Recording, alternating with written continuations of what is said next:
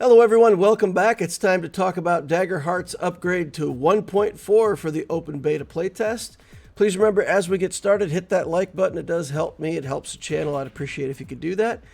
So again, they came out with another update quite quickly. I would say don't panic overall.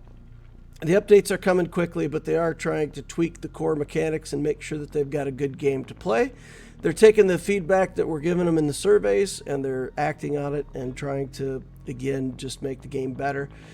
On one hand, it's nice to see that they're active in making the upgrades. On the other hand, it is kind of a bit annoying. In the video, they said, don't worry about the updates. If you're not ready for them, give it a little bit of time.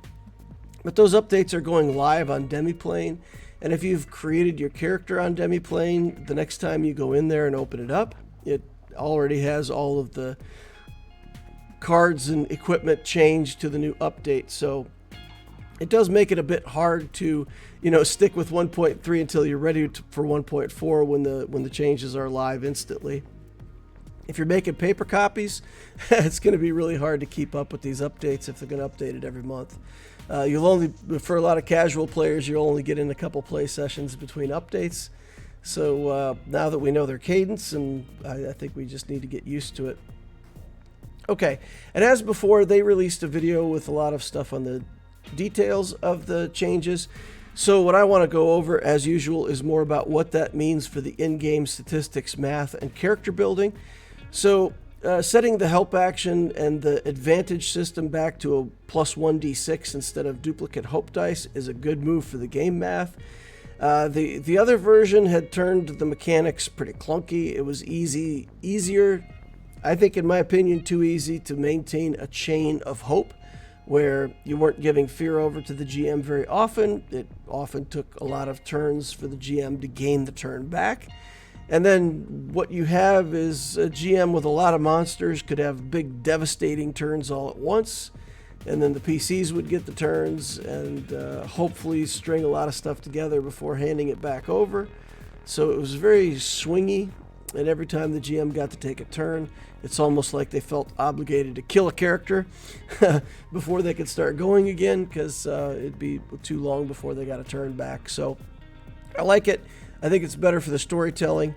But clarifying some things around taking a fear dice doesn't really affect the mechanics too much, so there's some nice guidance there on how to sort of describe something in-game, make it real for the characters, like when they succeed with fear, something still happens, and the GM takes the fear die. Ancestries and backgrounds, they improved quite a few of the characters. A few of them I feel like have gotten worse. The orc is a specific example. I felt like the 1.3 orcs were pretty good. I feel like the 1.4 orcs have gone pretty far in the wrong direction. The rolling a d6 for armor is okay, but I think just having better thresholds was better. All the ancestries now have two distinct features, and they implied that a half-race rule could be simply that you get one feature from two different races, and that could be an easy way to implement those mechanics in your game. There are some real outlier features here, though. The clank efficiency lets you do a long rest action on a short rest, which is huge. The elf trance lets you take a third action on a rest. Fairy wings just lets you fly all the time now for no resource cost, which we'll talk about more here in a minute. The demon fearless skill, I still think marking 2 stress to convert a fear roll into a hope roll is really good. You get the hope, you deny the fear to the GM, you deny a turn to the GM. It's really strong ability. And then I think the Dracona scales, just getting +1 to armor. If your armor has +1 effect, you reduce 1 more damage for every time you use armor for the entire duration that you have your character.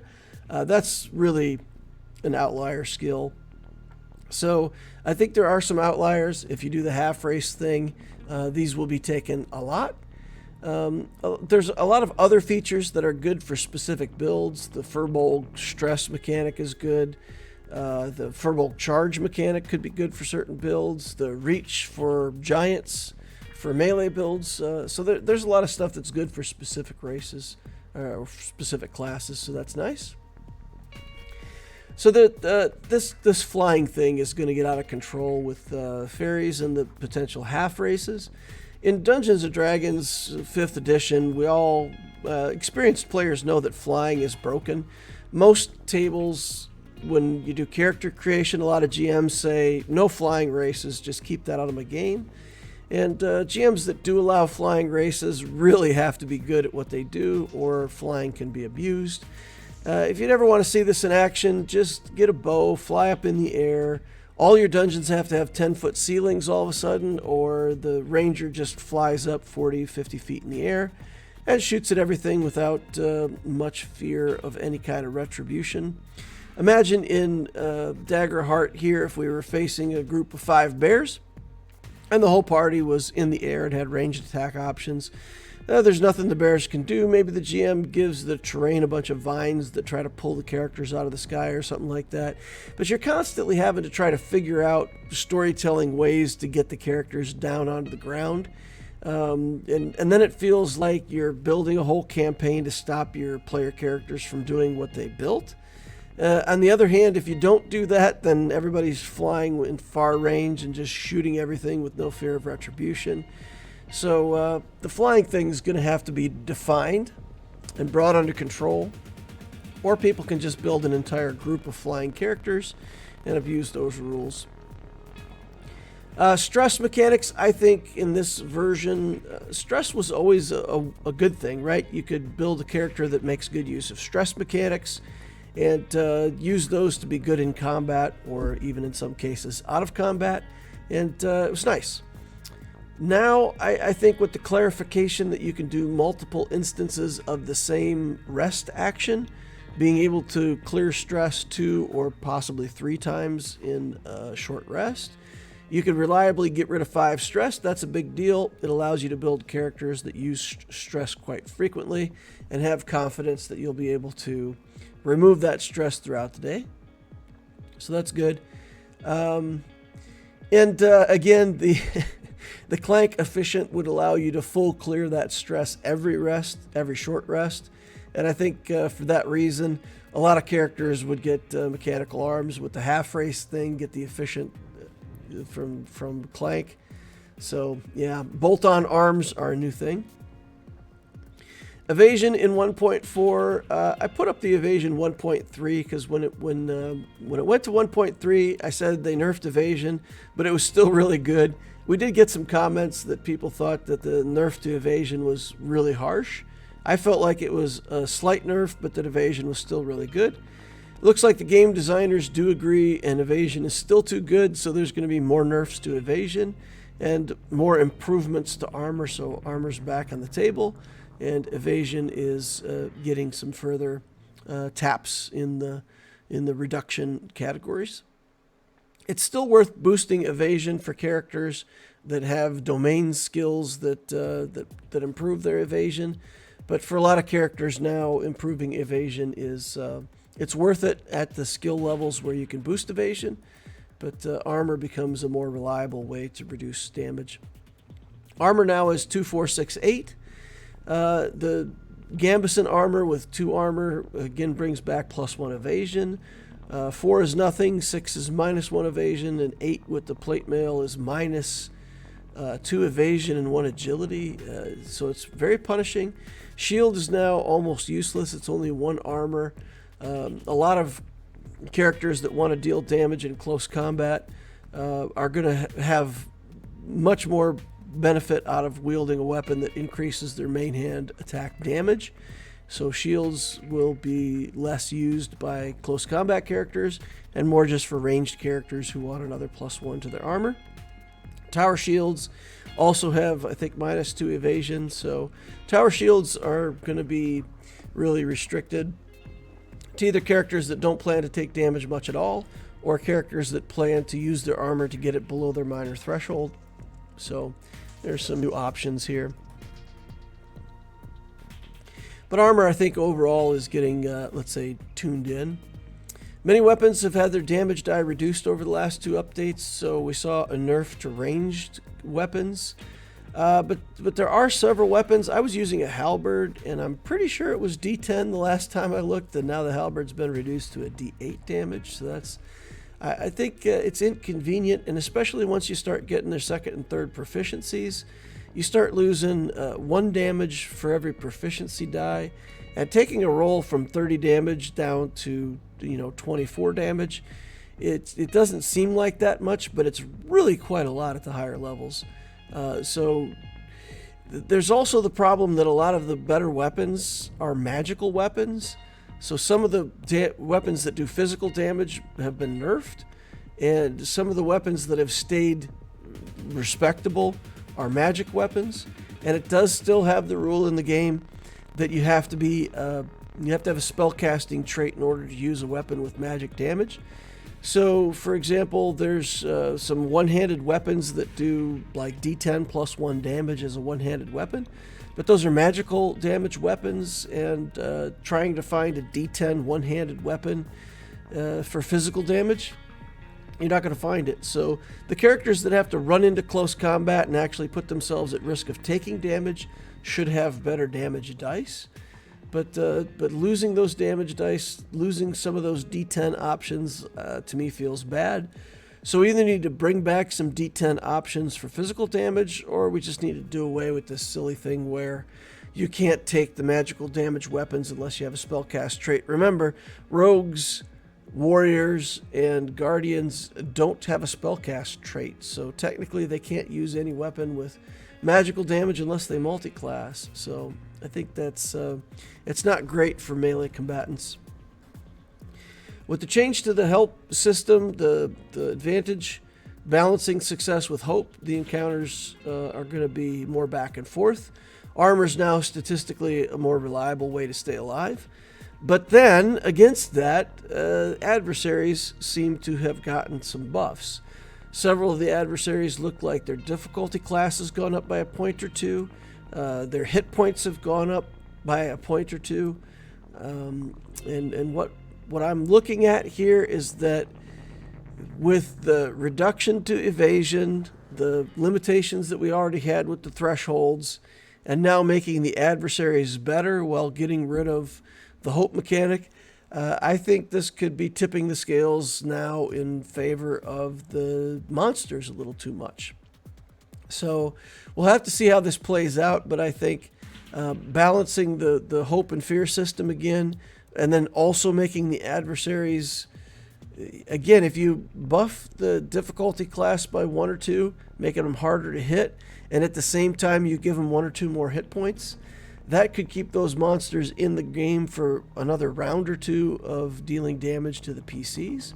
And in my experience, a lot of times the characters that were taking damage would very quickly go from okay to not okay within a round or 2. And the combats were quite swingy, and if the GM just focused on one character, they would easily kill a character in combat. So with these improvements, I think character death becomes much more of a real thing. I'm not sure that that's great for the lower level stuff, but let's see how it plays out. We get a free proficiency now at 2, 5, and 8. I went on record before as saying that the proficiency is the illusion of option. You have to take proficiency at every tier. So that was heard in some way, whether it was me or other people saying the same thing, and we now get proficiency at 2, 5, and 8, and that frees up 1 slot for other improvements.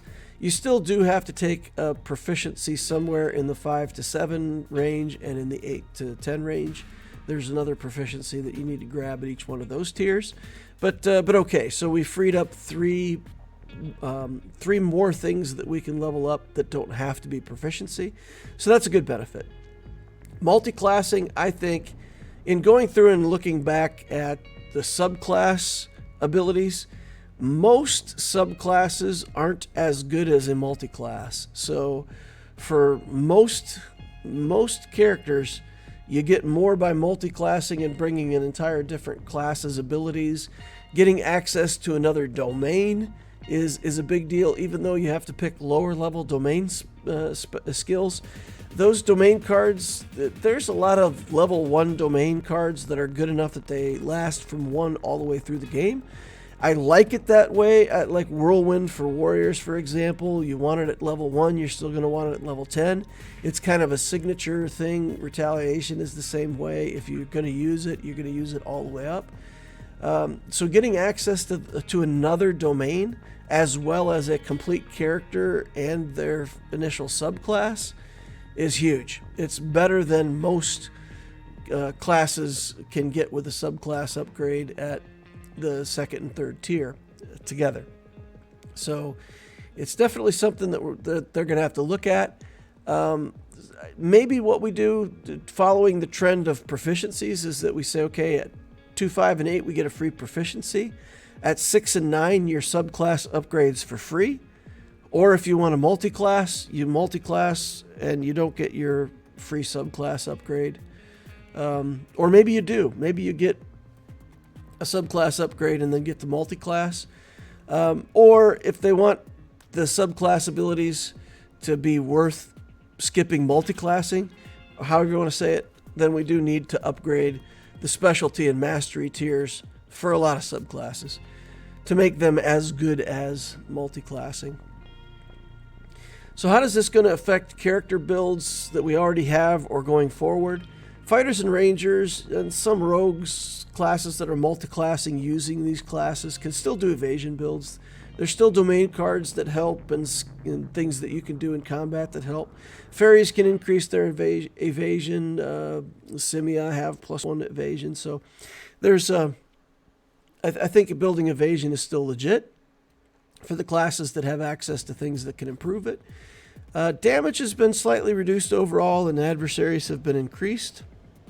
So I think if you're going to build a damage dealer, you really have to pay attention to trying to get those 2 hit point hits, which means you still got to get your extra trait and proficiency every time at level 5 and 8 to make sure that you go to 4 proficiency and then 6 proficiency as soon as you can. But yeah, making sure that we can hit for 2 hit points at those mid levels becomes even more of a priority. Reaction skills are higher in value now as we start to see the nerfs to the damage come in. Being able to react and get so if you're only going to hit for 1 hit point on a particular monster, being able to react and get damage on them with attack of opportunity from a fighter or a retaliation skill or something like that allows you to attack back out of sequence. Those skills are getting much more of a priority in my builds going forward. It's good to have the old advantage system back with the D6. I like that better. The added materials for game masters, managing, describing fear, clarifications, those stuff is much appreciated. I am concerned with the balance of power, though, between some of the damage reductions, changes to evasion and armor going together with adversary changes. I think it could be tilting now in the favor of the monsters. Fairies and clanks are now S tier. I think they'll get nerfed. Flying needs to have a definition or be brought under control. With the new, again, it's a small change. It used to be that you had to spend a resource to fly, which made it good, but not terrifying. Now, if you just fly all the time, I think it's broken. So that'll need to be reeled back in. I do think they need to address the problem between physical and magical weapons. Weapons that do magical damage just in general have better options right now, and it should be the other way around. The characters that can do physical damage should have better damage dice and better weapons in close combat than the ones that are magical. Stress, I think stress is getting, in small ways, stress is now easier to manage. So I think building around stress mechanics is good. Armor's good again. I think the improvements that they're making make it worth it. And when you level up at levels, at the second tier and third tier, when you level up armor, it now gives you +2 armor slots. So you're trading off either +1 evasion or +2 armor slots against each other.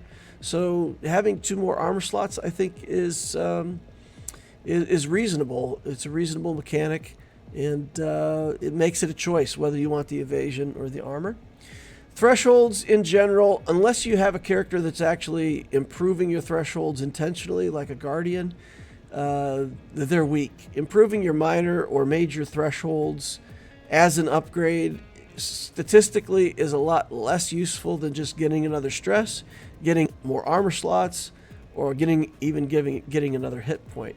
So I think that for minor major thresholds, if they increased 2 at a time when you did the upgrade, then I'd have to recalculate, but it might be worth it.